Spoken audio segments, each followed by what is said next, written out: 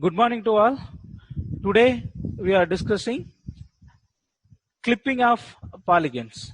Yesterday class, what we have seen is line clipping algorithm. Today's class we are dealing with polygons. Okay, clipping polygon is more complex than clipping the individual lines.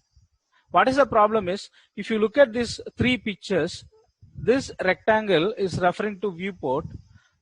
This triangle I have created in this like this. So after clipping, I could able to see only a smaller part of triangle. This is one possibility. The other possibility is that I can get a quadrant like this depending on the position of the created object. Sometimes five-sided polygon. If the entire triangle is created outside the viewport, I can't see anything in this viewport. These are all the three different possibilities. Say n number of possibilities. So clipping means analytical way of finding out the elements which are lying within the viewport.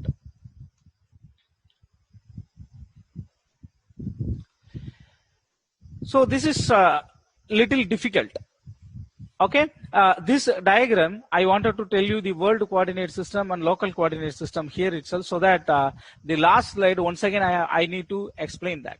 So I have created an object with respect to this screen as the world coordinate system. See, this is 0, 0, 0 in Cartesian coordinate system. I have created it, the object like this. Supposing I wanted to zoom it along this viewport. This is a viewport. I want to see what are all the elements present within this viewport. Okay, so once I want to do zoom, I can zoom it only this portion, and I can fit this like this. The entire screen I can fit it. Supposing something is created at this location, world coordinate system, I cannot see it as such in the world coordinate system. In that case, I have to go for zoom all, so that this part is also appearing somewhere here. So there are two different kind. One is world coordinate system, another one viewport window. This one. Okay. So in this location, in this area, what are all the elements visible? That we are going to find out. So after in this viewport, this area will be visible and this area will be visible. Multiple polygons visible. Okay. How computer understands? By means of algorithm, it can identify the area which is visible to the observer. Okay. The basic idea is, consider each edge of the viewports individually. Every edge you have to consider, and what are all the elements outside this edge, you have to truncate it or eliminate it. Again, you consider this edge. Whatever the area lying here, you remove it. Again, consider this edge, remove it. Likewise, you have to continuously do this, and you can find out finally which portion is visible in the viewport. Okay, let us see this. This example I have given. This edge I am considering it. So it's a line. We know the equation for the line. These are the elements outside the viewport. This has to be eliminated or discarded. Only this portion alone exists. In the next iteration, you have to change the direction of this line. This edge has to be considered. While you are considering this, whatever xy value of the elements beyond this, outside this portion you have to remove. Then this edge is considered. So whatever elements lying outside this, you can remove it. Ultimately, this one you can remove it, so that ultimately we are getting this portion within the viewport. This is what the view we can get. So for polygon, Sutherland-Hodgman clipping algorithm is used. This is the one edge of the viewport, or clip boundary, you can say, clip boundary. I have created an object like this, some rectangular object which is crossing the clip boundary. Okay, so this corner is P, this corner is S. You can give name for this also, M, N, something like that. You can give the name. What are all the possibilities? The point P can be outside the clip boundary or viewport. or inside the viewport. There are four possibilities. P is out, S is in, P is out, S is out, P is in, S is out, P is out, S is out. These are all the four possible combination. Okay. So for the simple case, I am assuming, I am considering point P and S are outside the clip boundary. Okay. So in means the points or entities are within the viewport or within the clip boundary. Out means it is outside the clip boundary. Now, when you are moving, in this case, S and B both are outside, so output will be null. Means S and P will not be visible. In this case, S is out. We are moving from out to in, outside the boundary to inside the viewport or inside the clipping boundary. In this case, we have to locate the intersection point and the end point as well. So this point and this point you have to mark it, and this will be visible because we have moved into the boundary of the visible area. This S and P, this is inside, this point is also inside. If both are in, this will be visible. Next, when you are moving from in to out, S to this P, what happens? The intersection point, you have to note it down. You have to move it from here to here. This intersection point, you have to note it down. Now, this element will be visible. This element will be visible. Okay. So when you are moving from out to in, follow the polygon boundary. When you are moving from in to out, in the sense clipping boundary to outside the boundary, you have to follow the window. So this will also I will explain. Okay. So this is the clipping boundary. Clipping boundary. This is the object created. Object created. This is out. This is in. Okay. Now moving from out to in. Okay. This arrowhead shows I am moving from out to in. Find out the intersection point and the end point as well. Follow the boundary of follow the boundary of the surface. This end point you can mark it down. Now move from in to out. In this case, find out the intersection point. Next, move from out to in, find out the intersection point and the end point as well. Now, last edge, move from here to here, you can identify this point. Now, which will be visible? This surface will be visible and this surface will be visible. So this algorithm is known as Sutherland-Hodgman clipping algorithm. Ultimately, we could able to see only this portion and this portion, exaggerated view of the object, which is visible in the viewport.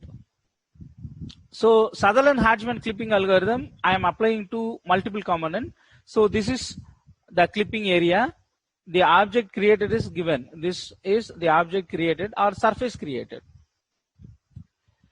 So as I said earlier, you have to consider every edge of the clipping boundary and identify which are all the surfaces outside the boundary and which are all inside the boundary. That we have to apply the logic over here. Okay. Consider this edge. Now I am moving from out to in. Out to in. Okay. These 2 points I can note it down. Again, I am moving from in to out. Within the clipping boundary to outside the boundary, this will be the point. Okay. So every edge has to be considered. Now I am considering this edge. Moving from out to in, identify the intersection point and end point. Into out, this intersection point. Next, consider this edge. Move from out to in. You can find out this edge. Okay. Now, so what are all visible? This smaller area will be visible and this smaller area will be visible. Okay, so when you are moving from out to in, follow the boundary of the object. Follow the boundary of the object. Okay, follow the boundary of the object. And again, here is also you have to follow the boundary of the object. In this location, these points are outside the boundary. Therefore, only this much portion will be visible here. In this smaller square portion will be visible. Okay. Next one, viewing transformation. Transformation in the sense, as I said earlier, this is my world coordinate system. I have created an object like this. In my screen, I could able to see only this portion. This will not be visible in the world coordinate system. Okay. If I go for zoom all, in this case, this portion will be appearing somewhere here, and everything can be visible. Instead, I wanted to see only this much portion. Only this much portion.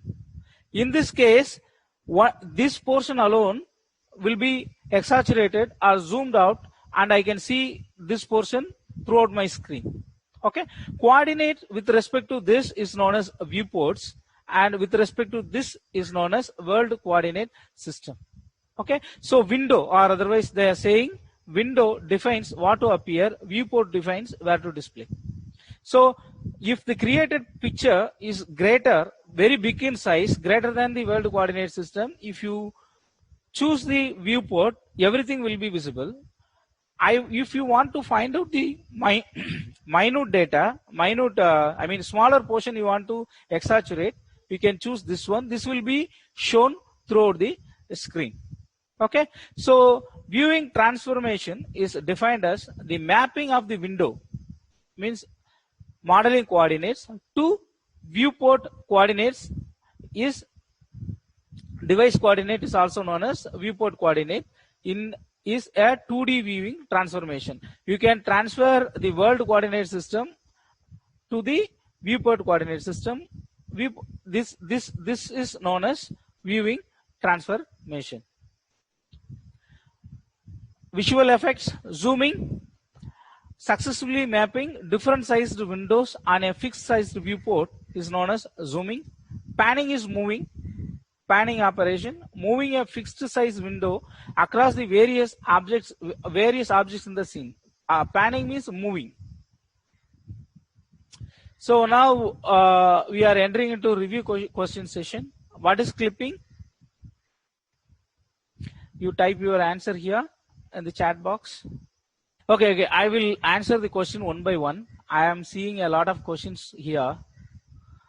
What is the purpose of doing these things? Okay, this is the question number one. When to use in and out? When to use in and out? Calculation of primitives in a viewport. Okay. So why we are doing this is, let me answer the questions first. So this diagram, if you look at, we have intelligence. By our experience, we can understand that whatever lying within this viewport will be visible. Whatever lying within the viewport is visible. Okay, how computer can understand? That is a problem. If you are defining a viewport, by defining this, if you are choosing a viewport like this, I mean, you pick it here, drag it, you will be getting a square or a rectangle depending upon the drag. Whatever lying within this area, that will be visible. By our intelligence, we know that. But computer, how it could understand? Computer cannot understand. For which you have to give instructions. Okay. For giving instructions, they have suggested an algorithm. By considering every edge, find out the intersection points, and whichever portion lying within the viewport, that will be visible. So these algorithms are developed to make the computer understand, and it will show, depending on your selection, whatever portion is lying within the viewport. Okay, so it's just an algorithm. This will make computer to understand which are all the portions within the viewport, and that will be shown to the user. Okay, that is the purpose. Okay, cutting a particular portion such that required portion is seen in the viewport. Okay, fine. So you people are giving answer for my question. Okay, clipping, analytically calculating the portions of primitives within the viewport. Okay, when do you trivially accept a line? Trivially accept?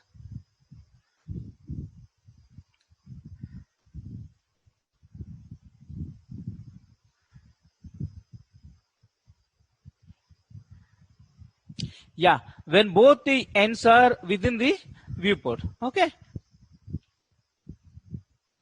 both the ends are within the viewport, you can trivially accept. The third question is, Cohen-Sutherland line clipping algorithm divides a two-dimensional space into how many regions? 9 regions. Good. Good. Okay, answer is right. Using Cohen-Sutherland line clipping algorithm, outcode the region located at left bottom corner of the viewing window. Left bottom. So we have used ABRL is the mnemonic. Oh yeah, right answer. I am seeing your responses. 0, 1, 0, 1. Good. List the 4 possible situations arising in Sutherland-Hodgman clipping algorithm in fixing vertices against clip boundary. So this one I will show it straight away. So out in, both are in, both are out. When you are moving into out or out to in, the intersection point has to be saved. That is the key. What is viewing transformation? Mapping of the window to viewport. Mapping of window to viewport is viewing transformation.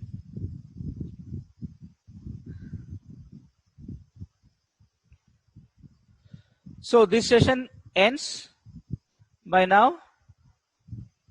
Thank you for attending the class. I will post the attendance now.